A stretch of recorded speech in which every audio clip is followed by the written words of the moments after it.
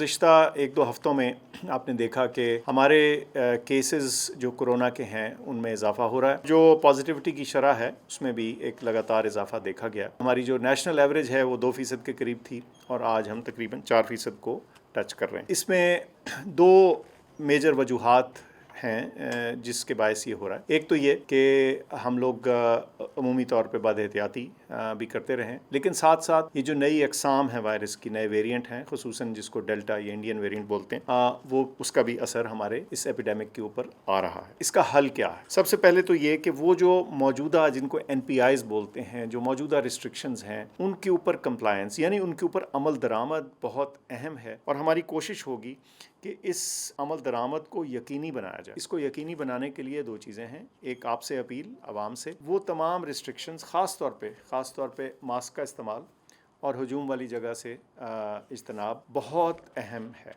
इसमें हम जो एडमिनिस्ट्रेटिव एक्शंस हैं कंप्लायंस के, वो भी बढ़ाएंगे और इसका ख़ास फोकस जो है वो बड़े शहर होगा और जो टूरिस्ट डेस्टिनेशंस हैं वो होगा। इस सिलसिले में इंतज़ामी तौर पे हमें जो भी मदद चाहिए वो हम लेंगे, बशमूल फ़ौज की मदद के। इसके अलावा जो लॉकडाउन्स हैं, स्मार्ट लॉकडाउन्स हैं, जो हम पहले भी इस्तेमाल करते आए हैं, उस टेक्निक का भी दोबारा से और बढ़ चढ़ कर इस्तेमाल किया जाएगा। और जो हमारी मोबिलिटी है, हमारी जो मूवमेंट है, उसके ऊपर भी कुछ कंट्रोल्स या कुछ रिस्ट्रिक्शंस जो हैं हम समझते हैं रखने की ज़रूरत है।